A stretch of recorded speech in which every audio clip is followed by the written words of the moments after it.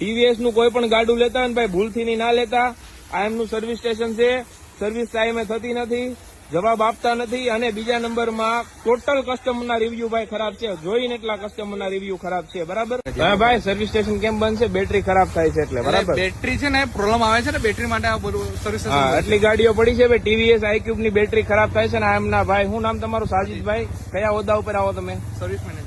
Service manager પોતે એમ કહે છે ટીવીએસ ની બેટરી ખરાબ થાય. એટલે જે બી ગાડી લેતા હોય ને ખાસ ધ્યાન રાખજો. આપણો પ્રોબ્લેમ દિશા ગાડી આપી છે, હજી મને કઈ એક પણ ફોન આવ્યો નથી, ખાલી ગાડી બંધ થઈ ગઈ મારી. અચ્છા, કઈ ટીવીએસ આઈક્યુબ છે? ટીવીએસ આઈક્યુ. બરાબર. ચાર્જર 1 મહિના છે આપ્યું હતું મેં. હા, મને કે બીજું ચાર્જર હું અપાય.